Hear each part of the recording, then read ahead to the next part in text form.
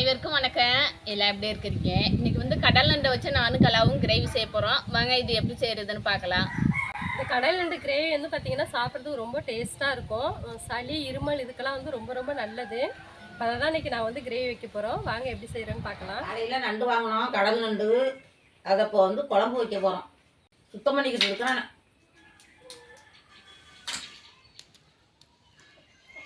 இந்த காலை உடச்சிட்டு போட்டாலும் போடுங்க. ஆனால் அந்த காலில் வந்து செதை இருக்கும், நிறைய இருக்கும் செதை. அந்த செதையோடு போட்டாலும் நம்ம வந்து சாப்பிடலாம். நான் இன்றைக்கி வந்து இந்த காலை உடைக்காமே வந்து நண்டு சுத்தம் பண்ணுறேன்.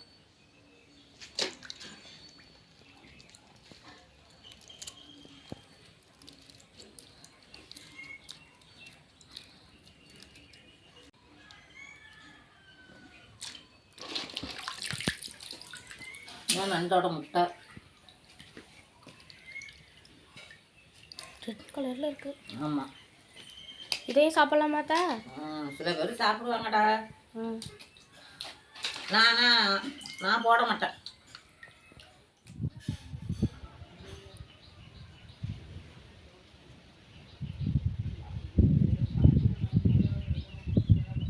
மாமி வந்து பார்த்திங்கன்னா நண்டை வந்து சுத்தம் பண்ணி கொடுத்துட்டாங்க.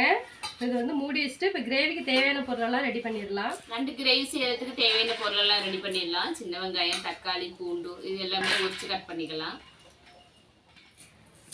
நண்டு கிரேவிக்கு வந்து சின்ன வெங்காயம் சேர்த்து நம்ம கிரேவி பண்ணோம்னா செம்ம டேஸ்ட்டாக இருக்கும். நண்டு குழம்புனாலே பூண்டு தான் வந்து அதிகமாக சேர்க்கணும். பூண்டு, சின்ன வெங்காயம். சின்ன வெங்காயமும் பார்த்தீங்கன்னா ரேட்டு அதிகமாக தான் இருக்குது. இந்த சின்ன வெங்காயத்தோட பூண்டோட ரேட்டு சொல்லவே வேண்டியதில்லை. அந்தளவுக்கு ரேட் அதிகமாக இருக்குது. 1 கிலோ 500 ரூபாய்க்கு போயிட்டுருக்கு. பூண்டெல்லாம் இப்போ ரொம்ப ரேட்டு அதிகமாகிடுச்சு. சீசன் மாதிரி வெங்காயம் ஒரு நேரம் பார்த்தோம்னா ரேட் அதிகமாக்குது. இப்போ வந்து பூண்டு அதிகமாகிட்டு இருக்கு. கிரேவிக்கு தேவையான பொருள் எல்லாமே வந்து வெட்டியாச்சு. பக்கம் வந்து பார்த்தீங்கன்னா கிரேவி தாளிக்க போகிறாங்க. நான் வந்து தேங்காய் திருவ போகிறேன். அடுப்பு பற்ற வச்சாச்சு, சட்டி அடுப்பில் வச்சிடலாம்.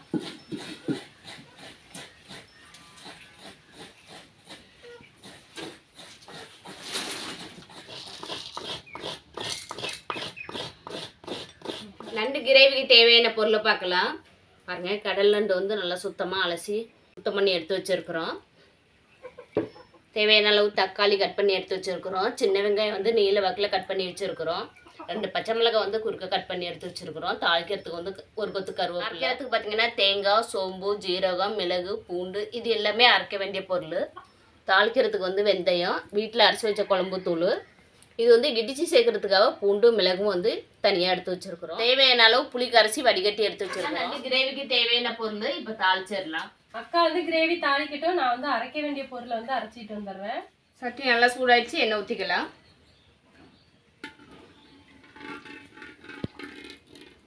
எண்ணெய் நல்லா சூடாயிடுச்சு, வெந்தயம் சேர்த்துக்கலாம்.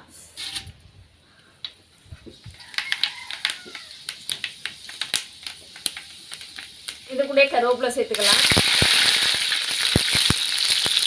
பச்சை மிளகாய் சேர்த்துக்கலாம்.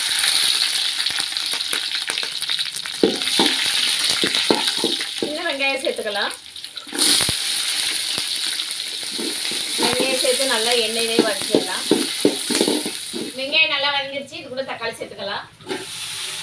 தக்காளி வதக்கிறதுக்கு கொஞ்சமாக உப்பு சேர்த்துக்கலாம். புளி தண்ணியிலேருந்து உப்பு சேர்க்கல, அதனால நான் கொஞ்சம் உப்பு அதிகமாகவே சேர்க்குறேன்.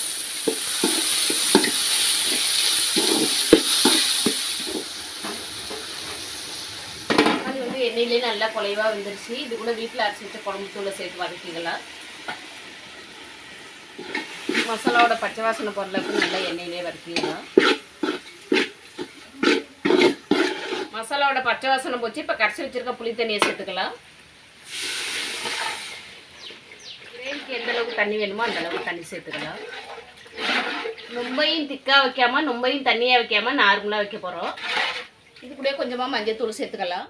நண்டு கிரேவி செஞ்சோம்னா இந்த மாதிரி மஞ்சத்தூள் சேர்த்துக்கிட்டோம்னா நண்டோட கவுச்சி அடிக்காமல் இருக்கிறதுக்காக தான் கொஞ்சமாக மஞ்சத்தூள் சேர்க்குறோம். நீங்கள் விருப்பப்பட்டால் சேர்த்துங்க. அப்படி இல்லைன்னா உங்களுக்கு வந்து நம்ம சாந்திலே மஞ்சத்தூளெல்லாம் சேர்த்து தான் வைக்கிறோம். அதனால் தேவையில்லை. மஞ்சத்தூள் எல்லாம் சேர்த்தோம்னா அந்த கவுச்சி குழம்புக்கெல்லாம் அந்த கவுச்சோட வாடை இல்லாமல் இருக்கும். அதுக்காக தான் அதிகமாக சேர்த்துக்கிறது. இந்த அளவுக்கு தண்ணி போதும். நல்லா கொதிக்க விட்டு காமிக்கிறேன். நண்டு கிரேவிக்கு வந்து குழம்பு கொதிச்சுட்டு இருக்கு. அதுக்குள்ளே வந்து பூண்டையும் மிளகையும் இடித்து எடுத்துக்கலாம். இந்த மாதிரி நம்ம அம்மியில் இடித்தோம்னா டேஸ்ட்டு செமையாக இருக்கும். இது வந்து நல்லா கொதிக்கிறப்ப தான் சேர்க்கணும். பூண்டு வந்து ஈரமாக இருக்கும். நம்ம முன்னாடி மிளகை இடிச்சுட்டு அதுக்கப்புறம் பூண்டை இடித்தோம்னா ரெண்டு சமமாக இருக்கும். மிளகு வந்து நல்லா இடிப்படும். மிளகு வந்து நம்ம அரைக்கிறதுக்கும் சேர்த்து இருக்கிறதுனால மிளகு வந்து கம்மியாகவே சேர்த்துங்க. ரொம்ப சேர்த்துட்டிங்கன்னா காரம் அதிகமாக இருக்கும், சாப்பிட முடியாது. மிளகு வந்து ஜல்லிக்கு வந்து ரொம்ப நல்லது. பூண்டு மிளகு மிளகு வந்து இந்த அளவுக்கு இடித்தது போதும். இது தனியாக எடுத்துகிட்டு பூண்டையும் இடித்து எடுத்துக்கலாம். பூண்டு ரேட்டு அதிகமாகுனதுனால இப்போ பார்த்தீங்கன்னா பூண்டு காஞ்ச பூண்டே கிடைக்கல. எல்லாமே பச்சை பூண்டாக இருக்குது. பூண்டும் பார்த்திங்கன்னா அப்படியே பச்சை பூண்டாக இருக்குது. இது 2-3 நாளைக்கு நம்ம அப்படியே போட்டோம்னா சோடை உளுந்து போய் பூண்டு வந்து அப்படியே அழுகி போயிடுது.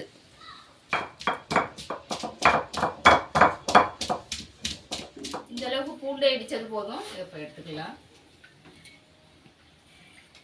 குழம்பு நல்லா கொதிச்சுக்கிட்டு இருக்கு. இது கூட இடித்து வச்ச மிளகையும் பூண்டையும் சேர்த்துக்கலாம்.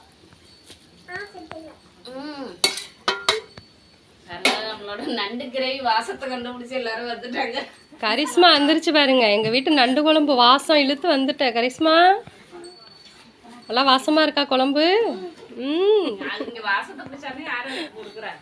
ஆமாம், கரிஷ்மாவுக்கு வந்து கிடையாது. பூண்டு மிளகு சேர்த்தாச்சு. நல்லா கொதி வரட்டும். அதுக்கப்புறம் நண்டு சேர்த்துக்கலாம். பாருங்க இப்பயே நண்டு குழம்போட வாசம் வருது. பூண்டு மிளகையும் சேர்த்தோன்னே நண்டை வந்து நம்ம இப்படியே போட்டோம்னா அதில் வந்து மசாலாவெல்லாம் இறங்காது. இந்த மாதிரி காலை உடச்சி போட்டோம்னா தான் இதில் வந்து மசாலா சாந்து எல்லாமே இறங்கும். சாப்பிட்றதுக்கு நல்லா டேஸ்ட்டாக இருக்கும். அதே மாதிரி இந்த நெறியும் பார்த்திங்கன்னா இதையும் வந்து ரெண்டாக அந்த மாதிரி உடச்சி போட்டுடணும். ரொம்ப சின்ன சைஸாக இருந்தால் உடைக்க வேண்டியதில்லை. இந்த மாதிரி பெருசாக இருந்துச்சுன்னா ரெண்டாவது மாதிரி உடச்சி போடணும். பூண்டு மிளகு சேர்த்து குழம்பு நல்லா கொதிச்சிருச்சு. இது கூட வந்து சுத்தம் பண்ணி வச்சுருக்க நண்டை சேர்த்துக்கலாம். வைக்கிறப்ப நல்லா வாசனையாக இருக்கு. ஆமாம் ஆமாம். கனி பக்கத்துலேயே உட்காந்துட்டு பாரு. கனி நண்டு கிரேவி சாப்பிட்றதுக்கு பக்கத்துலேயே வச்சு உட்காந்துட்டேன். நண்டு குழம்புக்கு பக்கத்துலேயே. வாசம் எப்படி இருக்கு? கர்நாடகா வரைக்கும் வாசம் போகுதா? கர்நாடகா வரைக்கும் போகுதா? இப்போ கர்நாடகாவில் வாசத்தை பிடிச்சிதான் இப்போ இங்கே வந்துருக்குற கிளூத்தூர் அப்படிதானே? கனிக்கு நண்டு குழம்பு பிடிக்குமா?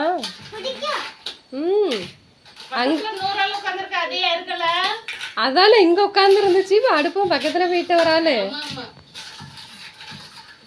கரிஷ்மா ஏன்னா நண்டு குழம்புக்கு பக்கத்துல உட்காந்துட்டேன்.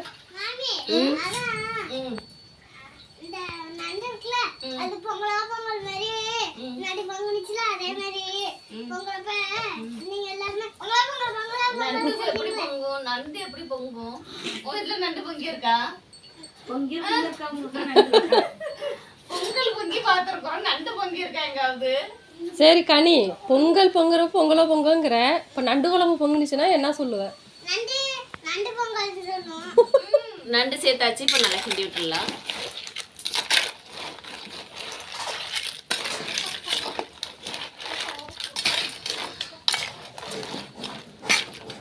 நல்லா ஒரு கொதி வரட்டும். அதுக்கப்புறம் அரைச்சி வச்ச பொருளை சேர்த்துக்கலாம்.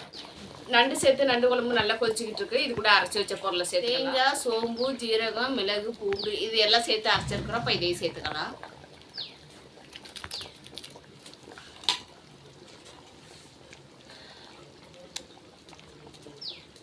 கலந்து விட்டுலாம்.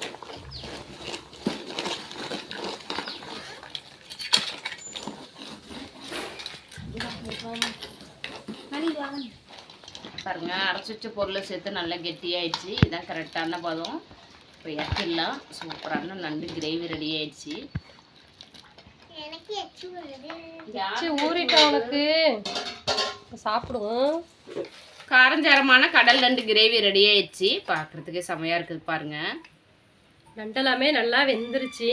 நம்ம வந்து இப்படி கிண்டி விடும்போதே பார்த்தீங்கன்னா நாக்கில் வந்து எச்சு ஊறுது. ஒரு ஆளுக்கு எச்சு ஊறிக்கிட்டே இருக்கு கனிக்கு. அப்படி தானே கனி?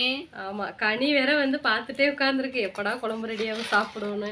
சளி இருமலுக்கு எல்லாமே ரொம்ப ரொம்ப நல்லது இந்த நண்டு கிரேவி.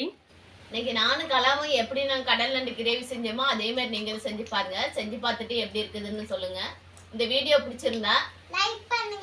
ஷேர் பண்ணுங்க, கமெண்ட் பண்ணுங்க, சப்ஸ்கிரைப் பண்ணுங்க. மறக்காம பக்கத்துல உள்ள பெல் பட்டன் வந்து கிளிக் மறக்காம நாங்க செஞ்சது மாதிரி நீங்களும் வந்து செஞ்சு பாருங்க. சாப்பாடு வந்து பாத்தீங்கன்னா சுட சுட வந்து ரெடியா இருக்கு. கிரேவியும் வந்து ரெடி ஆயிடுச்சு. இப்போ நான் வந்து சூடா வந்து சாப்பிட போறோம். சொல்றப்பே பாத்தீங்கன்னா நாக்குல எச்சி ஊறுது. அந்த அளவுக்கு வந்து காரஞ்சாரமான நண்டு கிரேவி செஞ்சிருக்கிறோம். கனி வந்து ரொம்ப நேரமா வெயிட் பண்ணிட்டு இருக்கு. ஃபர்ஸ்ட் கனிக்கு வந்து சாப்பாடு கொடுத்துடலாம். சாப்பிடுவோமா கனி?